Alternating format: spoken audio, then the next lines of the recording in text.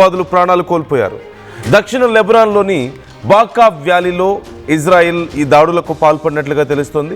Hezbollah ఆయుధ కర్మాగారంపై Israel దాడి చేసింది. హమాస్కు మద్దతుగా ఇజ్రాయెల్పై హెజ్బొల్లా దాడులు చేస్తున్న నేపథ్యంలో మేము ప్రతి దాడులు చేస్తున్నాం అంటూ ఇజ్రాయెల్ చెప్తోంది.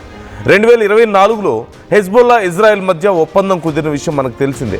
అయినప్పటికీ హెజ్బొల్లా ఆయుధాలు వీడకపోవడంతో హెజ్బొల్లాపై ఇప్పుడు దాడులను తీవ్రతరం చేసింది ఇజ్రాయెల్ లెబనాన్ మధ్య సరిహద్దు వివాదం కూడా ఎప్పటి నుంచో కొనసాగుతూనే ఉంది. మరోవైపు హెజ్బొల్లాకు ఇరాన్ పూర్తి స్థాయిలో సపోర్ట్ ఇస్తూ వస్తుంది. ఒక్కసారి మీరు స్క్రీన్లో చూడొచ్చు, హెజ్బొల్లా స్థావరాల మీద ఇజ్రాయెల్ చేస్తున్నటువంటి భీకర దాడులు మీకు కనిపిస్తున్నాయి. ఇప్పటికే అనేక మంది ప్రాణాలు కోల్పోయినట్లుగా తెలుస్తోంది. అయితే ఈ దాడుల మీద మరోవైపు ఇరాన్ సైతం ఆగ్రహం వ్యక్తం చేస్తోంది. అయితే అసలు హెజ్బొల్లా వెనుక ఇరానే ఉంది అంటూ ఇజ్రాయెల్ వరుసగా ఆరోపణలు చేసుకుంటూ వస్తున్నటువంటి పరిస్థితి కనిపిస్తోంది. ఈ నేపథ్యంలో మరొకసారి తీవ్రతరమైనటువంటి దాడులు కనిపించే అవకాశం కనిపిస్తోంది. మరొకసారి యుద్ధ వాతావరణం కనిపిస్తోంది. ఇరాన్ డైరెక్ట్ సపోర్ట్ ఇస్తున్న నేపథ్యంలో హెజ్బొల్లాకి ఇరాన్ మరొకసారి ఇన్వాల్వ్ అయ్యే అవకాశాలు ఉన్నాయా అనే ప్రశ్న కూడా ఇక్కడ వ్యక్తమవుతోంది. ఒకవేళ కనుక ఈ దాడులు తీవ్రతరం అయితే ఖచ్చితంగా ఇరాన్ ఇన్వాల్వ్ అయ్యే అవకాశం ఉందని, మళ్ళీ ఒకసారి ఇరు దేశాల మధ్య ఇటు ఇజ్రాయిల్ ఇరాన్ మధ్య యుద్ధ మేఘాలు కమ్ముకునే అవకాశం కూడా లేకపోలేదు అంటున్నారు. అయితే కేవలం మాకు ఇరాన్తో సంబంధం లేదు, కేవలం మా మీద దాడి చేస్తున్న హెజ్బొల్లా మీద మాత్రమే మేము దాడి చేస్తున్నాం, మా మీద దాడి చేస్తున్న ఉగ్రవాదుల మీద మేము దాడి చేస్తున్నాం అంటూ మరోవైపు ఇజ్రాయెల్ చెప్పుకొస్తుంది. ఇప్పుడు దాడి చేసింది కూడా కేవలం ఉగ్రవాద స్థావరాల మీద మాత్రమే మేము దాడి చేసామే తప్ప సివిలియన్స్ మీద మేము దాడి చేయలేదు అంటూ ఇజ్రాయెల్ చెప్పుకొస్తున్నటువంటి పరిస్థితి కనిపిస్తోంది. మనందరికీ తెలిసిందే, ఎప్పటి నుంచో ఈ బోర్డర్ కాన్ఫ్లిక్ట్స్ కూడా మనం చూస్తూనే ఉన్నాం. కొన్ని దశాబ్దాలుగా హెజ్బొల్లా ఇజ్రాయెల్ మధ్య ఈ దాడులు కొనసాగుతూనే ఉన్నాయి.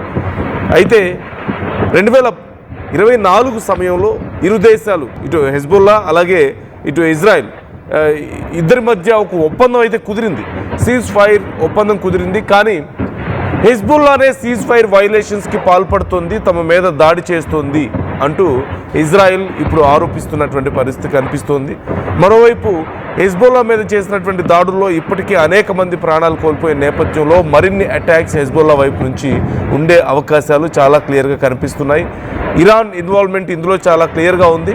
ఇరాన్ మద్దతుతోనే వీళ్ళు మా మీద దాడి చేస్తున్నారంటూ కూడా మరోవైపు ఇజ్రాయెల్ చెప్తోంది. ఖచ్చితంగా ఈ రెండు దేశాల మధ్య ఇజ్రాయెల్ ఇరాన్ మధ్య మరొకసారి ఉద్రిక్తతలు పెంచేటువంటి వాతావరణం కనిపిస్తోంది. మనం చూడొచ్చు, ఒక్కసారి మీ స్క్రీన్లో చూస్తున్నారు, భీకరమైనటువంటి దాడులకు పాల్పడుతోంది. వరుసగా తమ ఎయిర్ ఫోర్స్ని ఉపయోగించుకొని ఇజ్రాయెల్ చేస్తున్నటువంటి దాడులతో మొత్తం బోర్డర్ అంతా కూడా తీవ్ర ఉద్రిక్త పరిస్థితులు మనకి కనిపిస్తున్నాయి. మనందరికీ తెలిసిందే, ఇజ్రాయెల్ ఇన్వేషన్ నుండి 1982 నుంచి ఇదంతా కూడా మొదలవడం మనం చూస్తూనే ఉన్నాం.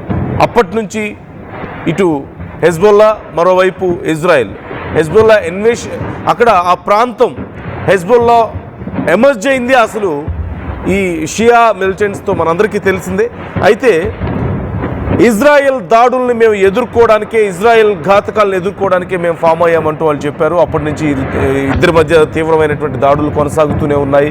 ఎంతోమంది ఇప్పటికే ప్రాణాలు కోల్పోతూనే ఉన్నారు. 2024 ముందు జరిగినటువంటి దాడుల్లో, తీవ్రమైనటువంటి దాడుల్లో 4000 మంది వరకు, కొన్ని నెలల తేడాలోనే 4000 మందికి పైగా అక్కడ ప్రాణాలు కోల్పోయారు. ఆ తర్వాత ఈ తీవ్రతను దృష్టిలో పెట్టుకొని ఇద్దరి మధ్య ఒక ఒప్పందం కుదరడం. అయితే 2024లో కుదిరినటువంటి ఈ ఒప్పందం తర్వాత కూడా కొన్ని నెలల గ్యాప్లోనే మరొకసారి హెజ్బొల్లా మా మీద దాడి చేసింది అంటూ ఇజ్రాయెల్ చెప్పడం, తర్వాత తిరిగి వరుసగా దాడులు చేయడం మనం చూస్తూనే ఉన్నాం.